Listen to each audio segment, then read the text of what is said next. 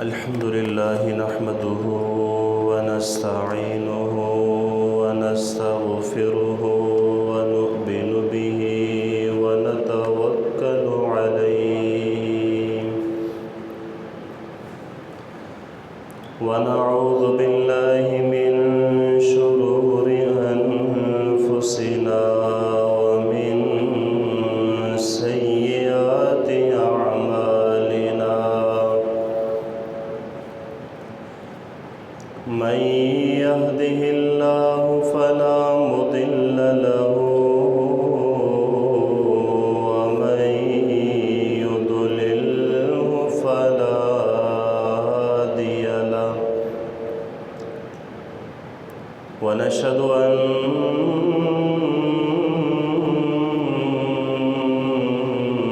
سيدنا وسندنا وحبيبنا وحبيب ربنا ومولانا محمدا عبده ورسوله قال الله تبارك وتعالى في الكلام المجيد والفرقان الحميد أما بعد فأعوذ بالله السميع العليم من الشيطان الرجيم بسم الله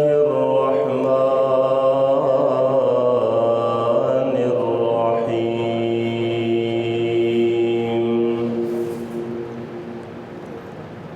يا أيها الذين آمنوا ادخلوا في السلم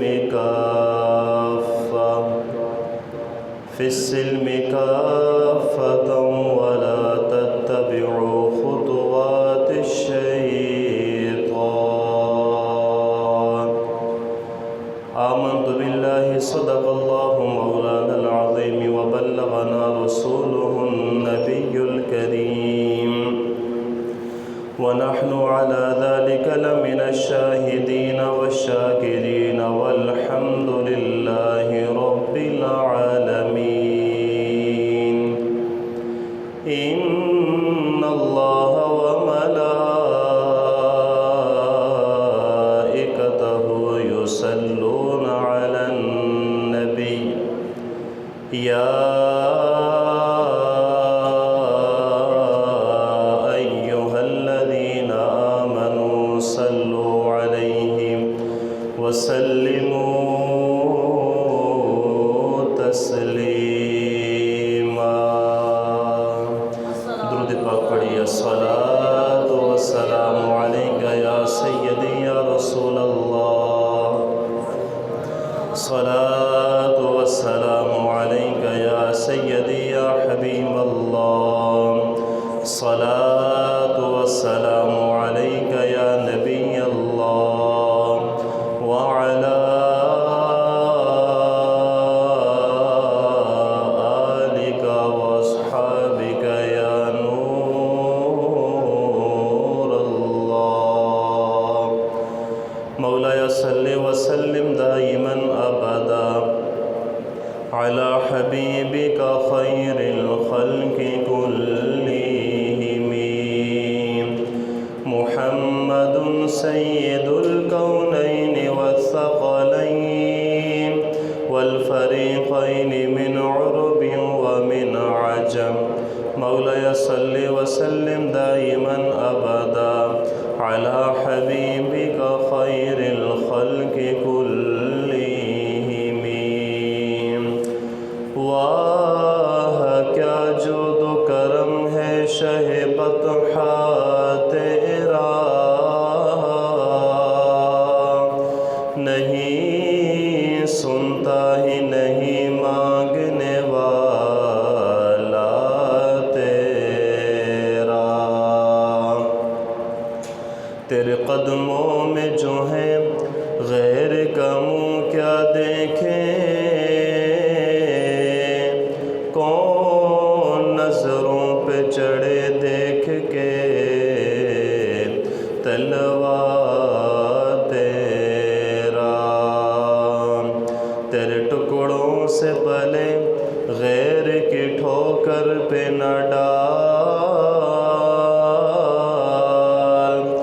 جھڑکیاں کھائیں کہاں چھوڑ کے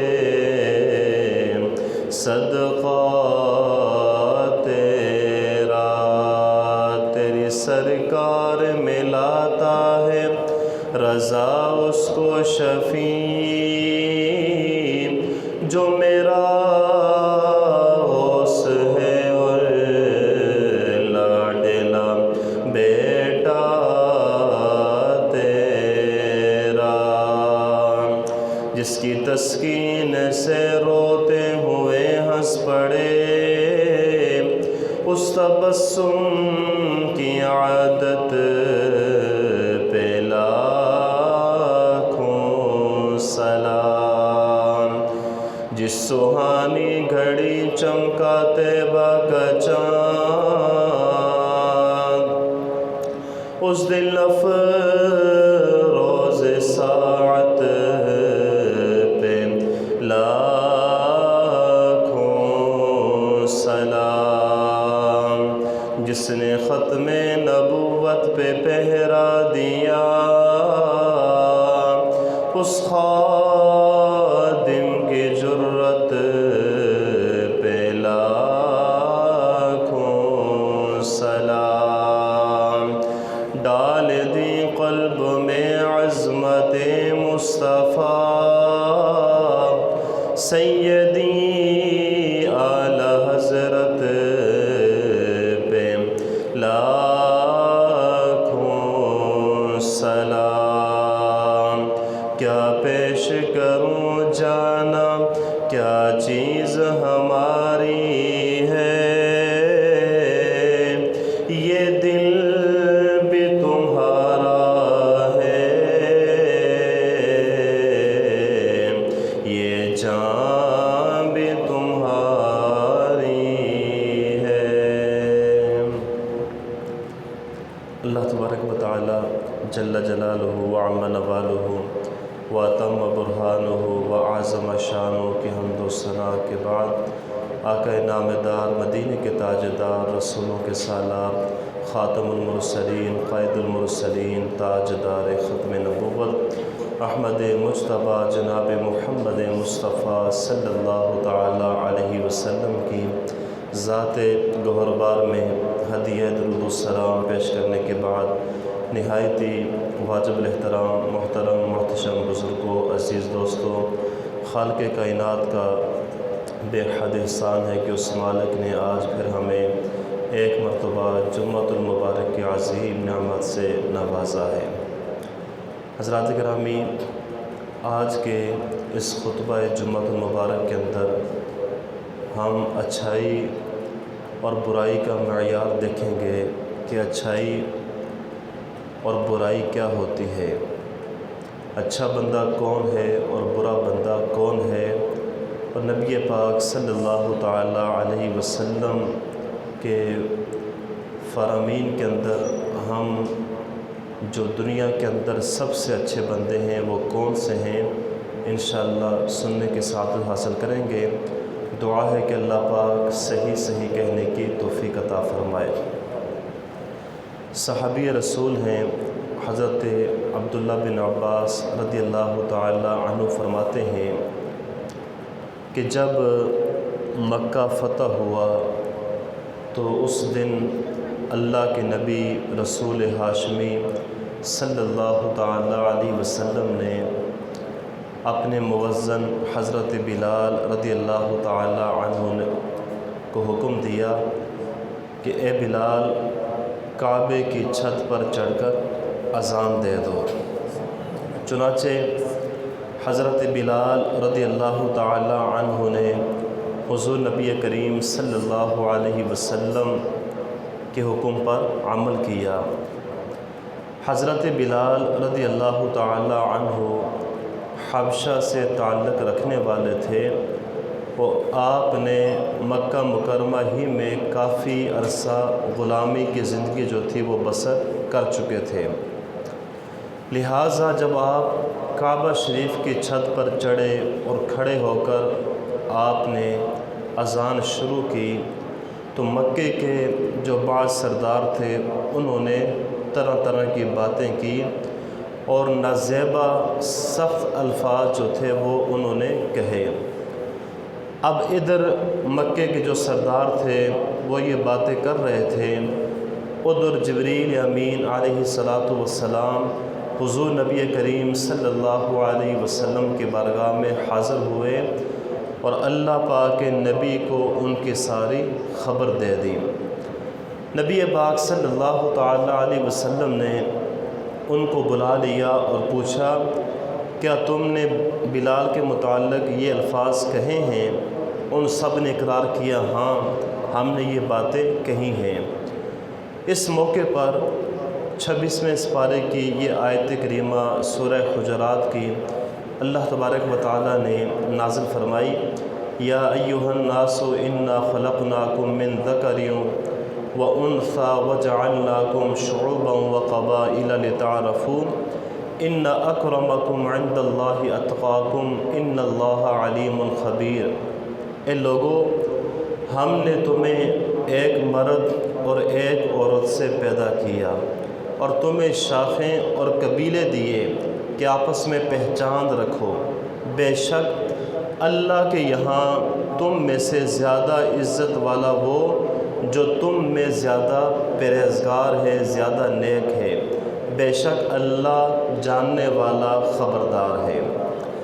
علامہ قرطبی رحمۃ اللہ تعالی علیہ نے اس آیت کریمہ کے تحت فرماتے ہیں کہ اس آیت کریمہ میں اللہ تبارک و تعالی نے اہل مکہ کو نسب پر فخر کرنے، مال کی کثرت چاہنے اور غریبوں کا مذاق اڑانے پر ڈانٹا اور بتا دیا کہ سب انسان حضرت آدم علیہ السلام اور حضرت حوا کی اولاد ہیں۔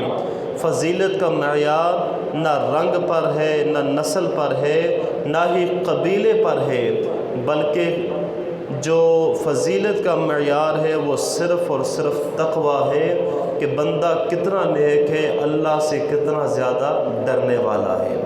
حضرات گرامی، اس آیت کریمہ سے یہ ہمیں معلوم ہوا کہ اچھائی برائی، کامیابی ناکامی، بہتری و بدتری کا معیار رنگ و روپ، نسب و نسب، دولت وغیرہ نہیں، بلکہ اس کا جو معیار ہے وہ تقویٰ ہے۔ اور یہ ایک اصول ہمیشہ یاد رکھیے کہ حسن و قبح عقلی نہیں بلکہ شرعی ہے، یعنی اچھائی کیا ہے، برائی کیا ہے۔ کوئی بندہ عقل سے یہ طے نہیں کر سکتا کہ یہ اچھائی ہے یا یہ برائی ہے۔ اچھائی وہی ہے کہ جس کو شریعت نے اچھا کہا ہے، اور برائی وہی ہے کہ جس کو شریعت نے برا کہا ہے۔ اب دیکھیے، اچھائی اور برائی کا جو معیار ہے وہ کیا ہونا چاہیے؟ اللہ کے محبوب صلی اللہ علیہ وسلم یا رب تعالیٰ جس چیز کو اچھا کہہ دیں وہ اچھی ہو جاتی ہے۔ اللہ اور اللہ کے حبیب صلی اللہ تعالیٰ علیہ وسلم جس چیز کو برا کہہ دیں تو وہ چیز یقیناً بری ہو جاتی ہے۔ آج کل ہمارے ہاں اچھائی اور برائی کے جو معیار ہیں وہ بدل چکے ہیں۔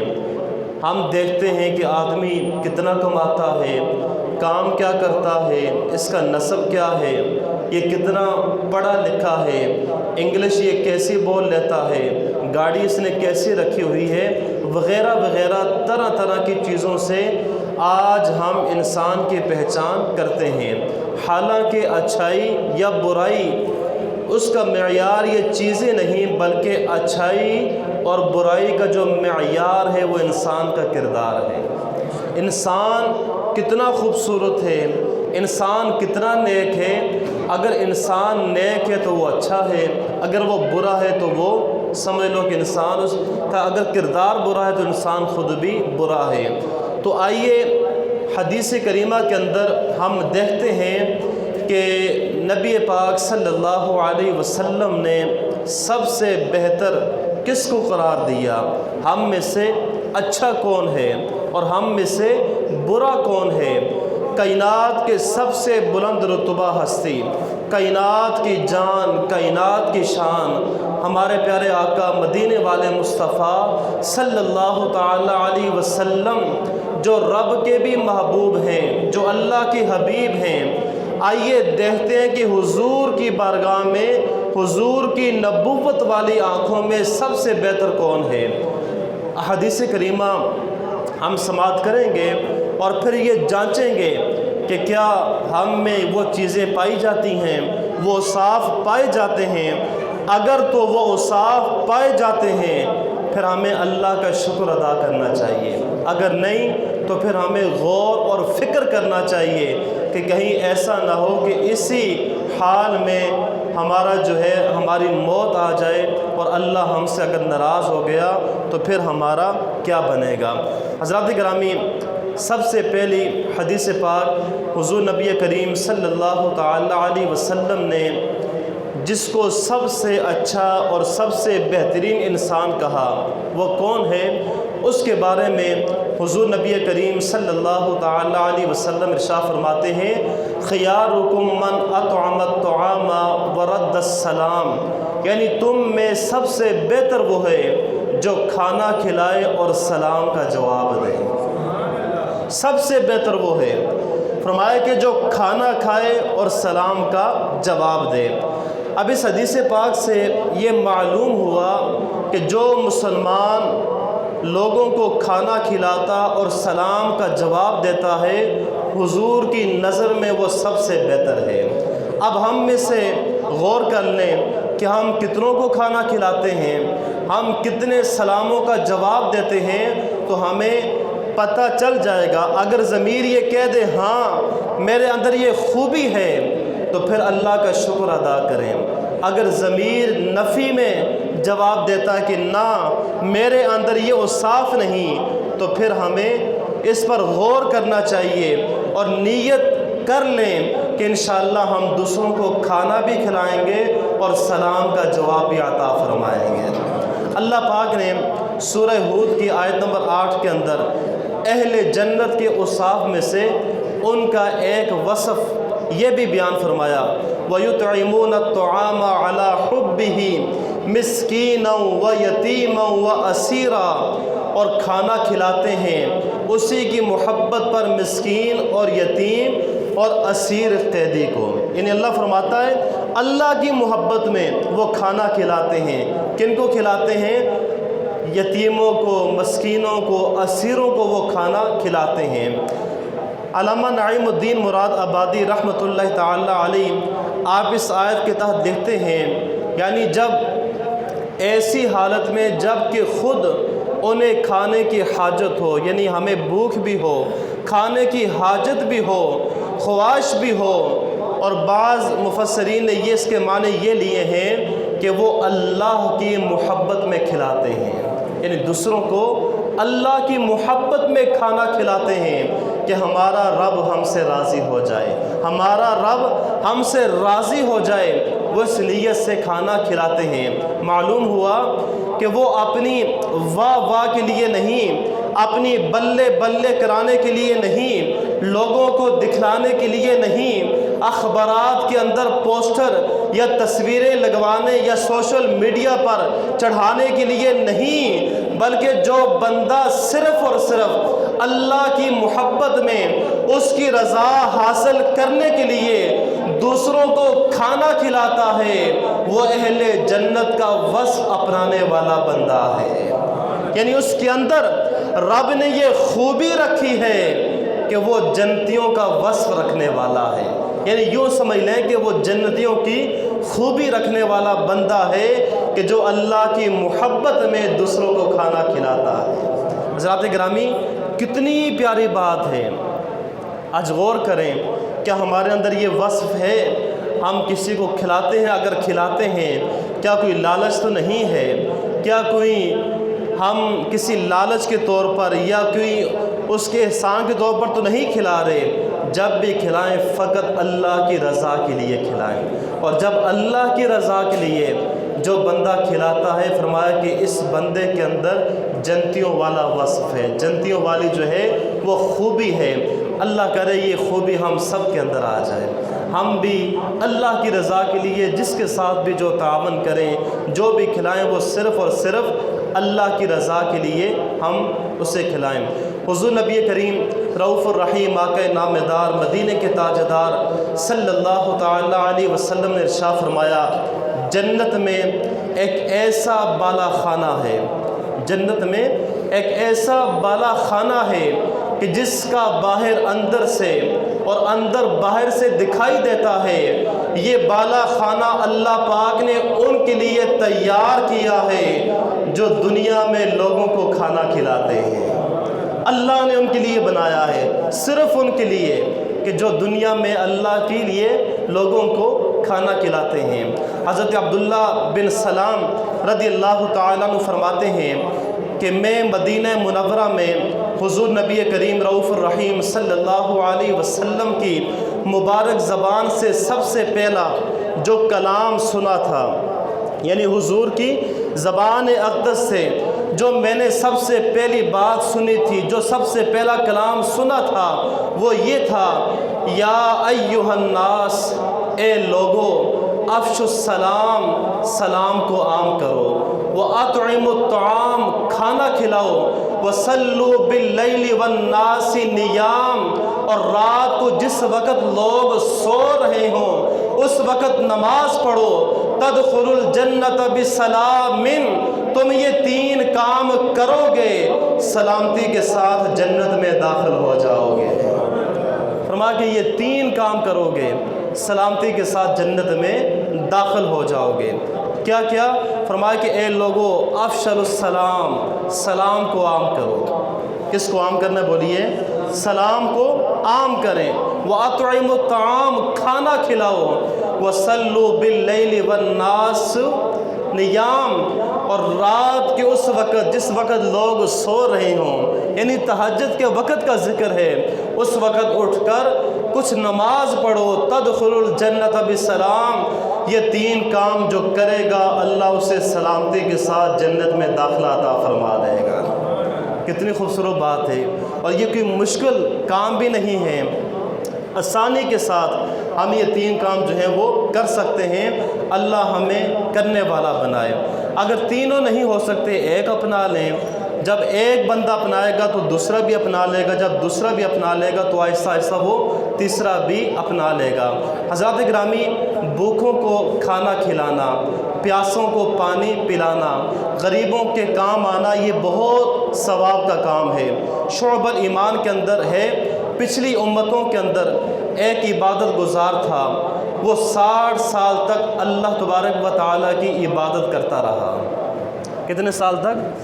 60 سال تک اللہ کی اس نے عبادت کی۔ پھر نفس پر شیطان غالب آ گیا اور بدکاری کی تباہ کاری کے اندر وہ گرفتار ہو گیا، اور اس نے ایک غیر عورت کے ساتھ 6 راتیں گزاری۔ اب اس کی جو سابقہ عبادت تھی وہ اس کے کام آئی۔ اللہ کا ایسا کرم ہوا کہ اسے اپنے کیے پر ندامت ہوئی، شرمندہ ہوا، اور یہ احساس ہوا کہ میں نے اللہ کی نافرمانی کی ہے، میں نے گناہ کا کام کیا ہے۔ اب وہ خوف دل میں، اللہ کا خوف رکھ کر وہ مسجد کی طرف دوڑتا ہوا گیا۔ جب مسجد میں آیا تو اس نے دیکھا کہ 3 بھوکے شخص وہاں پر بیٹھے ہوئے ہیں۔ چنانچہ اس نے ان تینوں کو کھانا کھلایا۔ اب جب کھانا کھلایا، روایات کے اندر آتا ہے انتقال کے بعد جب اس کے اعمال کا حساب ہوا تو 60 سال کی عبادت ایک پلڑے میں رکھی اور 6 دن کا گناہ دوسرے پلڑے میں رکھا گیا، اور وہ جو 6 دن کا گناہ تھا، بدکاری تھی، وہ 60 سال کی عبادت پر غالب آ گئی۔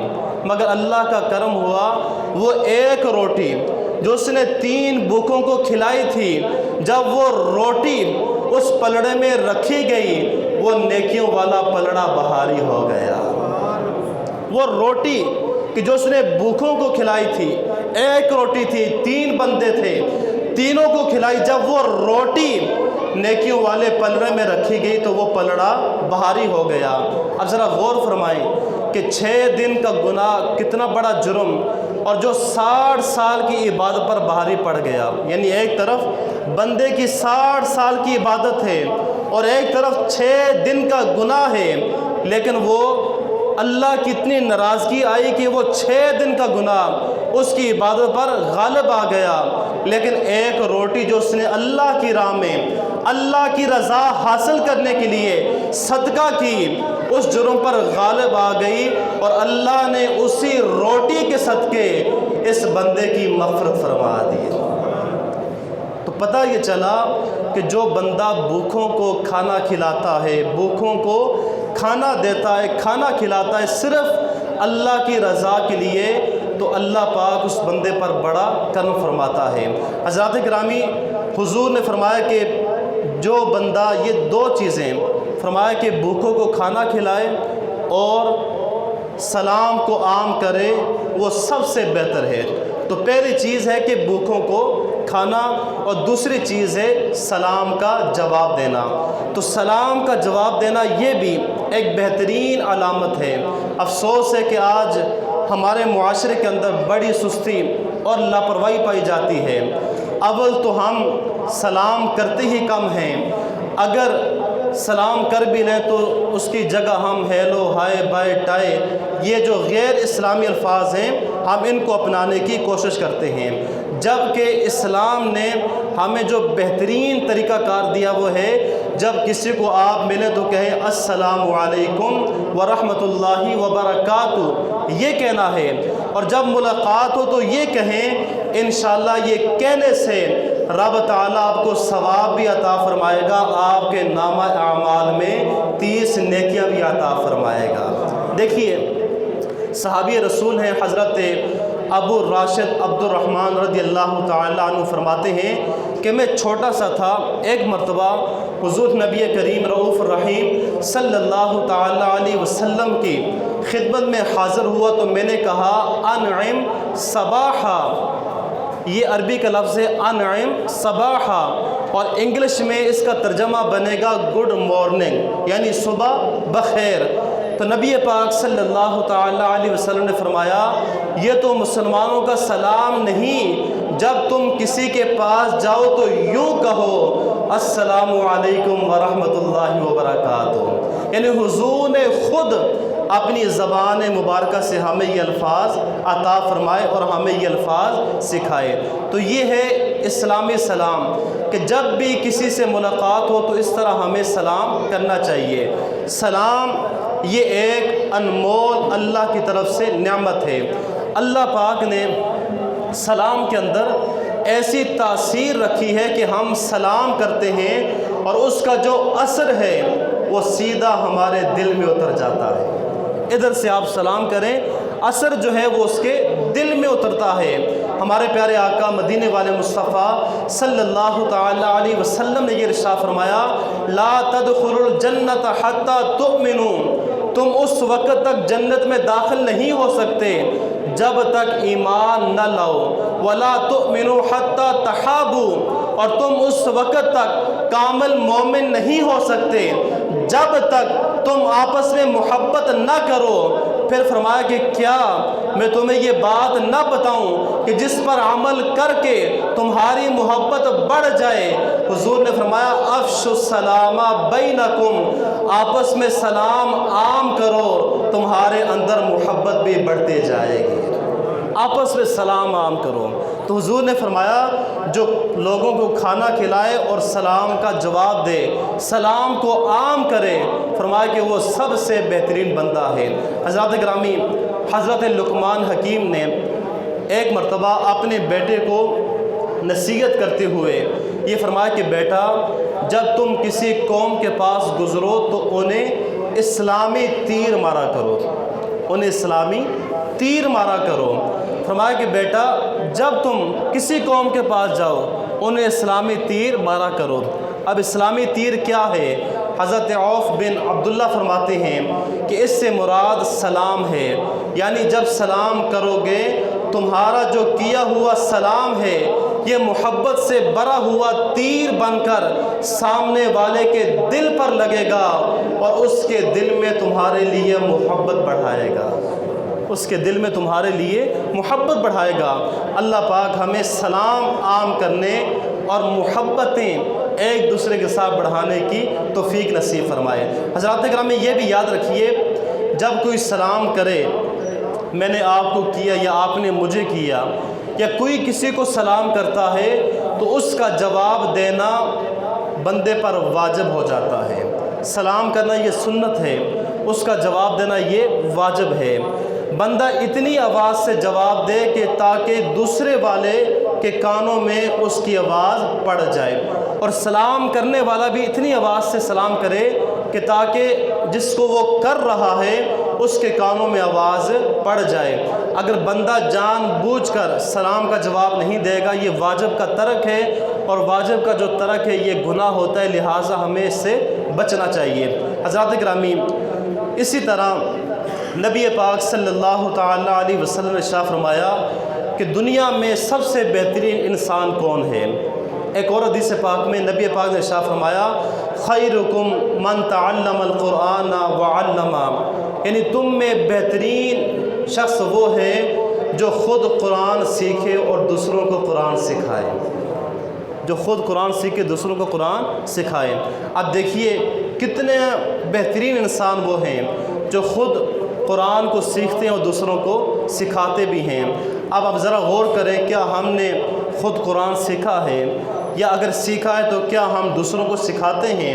اگر نہیں سیکھا تو نہیں سکھاتے، تو ہمیں سیکھنا بھی چاہیے۔ قرآن کے اندر جو حلال حرام ہے ہمیں اس پر غور کرنا چاہیے، ہمیں اتنا پتہ ہونا چاہیے حرام کیا ہے حلال کیا ہے، اور جب بندہ غور کر کے قرآن پاک کو پڑھتا ہے، قرآن کی جو محبت ہے یہ بندے کے دل کے اندر اترتی ہے۔ حضرات گرامی، حضرت عبداللہ بن مسعود فرماتے ہیں بلا شبہ یہ قرآن اللہ پاک کی طرف سے ایک ضیافت ہے، لہٰذا جو کچھ سیکھنے کی طاقت رکھتا ہے اسے چاہیے وہ سیکھے اور خالی نہ رہے۔ فرمایا کہ وہ گھر خالی ہے کہ جس میں اللہ کی کتاب اللہ کا کچھ بھی نہ ہو، یعنی جس کے گھر میں کوئی بندہ قرآن پڑھنے والا نہ ہو، جس کا گھر قرآن سے محروم ہو، نہ وہ خود پڑھے نہ اس کے بیوی بچے پڑھیں، تو فرمایا کہ ایسا جو گھر ہے یہ ویران گھر ہے، اور اس کو اگر آباد کرنا ہے تو قرآن پاک خود بھی پڑھیں اور اپنے بچوں کو بھی پڑھائیں۔ تو گھر کو اگر آباد کرنا ہے، ہمارے گھروں میں آج کل یہ ٹینشنیں، پریشانیاں، لڑائی جھگڑے کیوں ہیں؟ کہ ہم نے جو اسلامی طریقہ کار تھا وہ سب چھوڑ دیا۔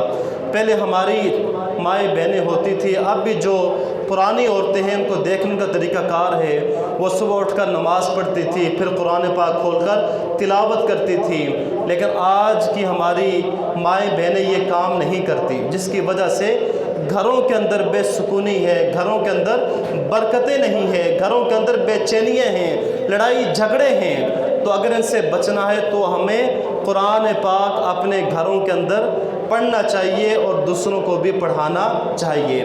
حضرت ابو امامہ سے روایت ہے، نبی پاک صلی اللہ تعالیٰ علیہ وسلم نے ارشاد فرمایا قرآن پڑھا کرو، بے شک جو دل قرآن کریم کا جزدان ہو اللہ پاک اس دل کو عذاب نہیں دیتا، یعنی جس کے دل میں قرآن کا ایک جز بھی ہوگا، ایک حرف بھی ہوگا، اللہ اس دل کو کبھی بھی عذاب نہیں دے گا۔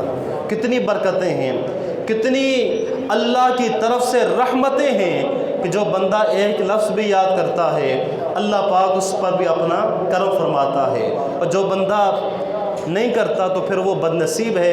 ایک روایت کے اندر آتا ہے حضور نبی کریم صلی اللہ تعالیٰ علیہ وسلم نے فرمایا جو بندہ دن اور رات میں قرآن کریم کی تلاوت کرتا ہے، قرآن کریم کے حلال کو حلال، حرام کو حرام جانتا ہے، اللہ پاک فرشتوں کو اس کا رفیق یعنی ساتھی بنا دیتا ہے، اور جب قیامت کا دن ہوگا قرآن کریم اس بندے کے لیے اللہ پاک کی بارگاہ میں دلائل دے گا۔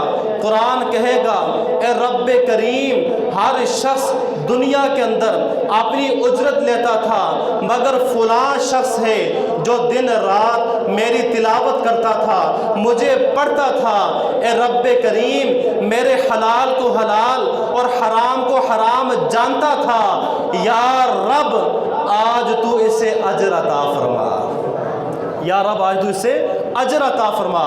اب قرآن کریم کی عرض پر اس بندے کو تاج شاہی اور کرامت کا لباس پہنایا جائے گا، تاج شاہی کرامت کا لباس پہنایا جائے گا۔ اللہ پاک قرآن کریم سے فرمائے گا حل رضیتا، اے قرآن کیا تو راضی ہے؟ قرآن کریم کہے گا یا رب تو اس بندے کو اس سے بھی افضل اجر عطا فرما۔ اب اس بندے کو بادشاہت اور جنت عطا کر دی جائے گی۔ پھر رب کریم قرآن سے سوال کرے گا حل رضیتا، اے قرآن کیا اب تو راضی ہے؟ قرآن کہے گا ہاں یا اللہ اب میں راضی ہو گیا ہوں۔ یعنی قرآن کریم پڑھنے والا بندہ کبھی بھی محروم نہیں رہ سکتا۔ اس سے یہ مراد مت لیں کہ جو صرف حافظ ہیں وہی نہ، جو بھی قرآن آپ پڑھتے ہیں، آپ ایک سورت آپ کو یاد ہے، آپ دیکھ کر پڑھتے ہیں، سمجھ کر پڑھتے ہیں، آپ کو ایک آیت یاد ہے، ایک سورت یاد ہے، محبت کے ساتھ آپ اسے پڑھتے رہیں انشاءاللہ یہ جو برکتیں ہیں، یہ انعام جو ہے یہ آپ کو بھی اللہ پاک عطا فرمائے گا۔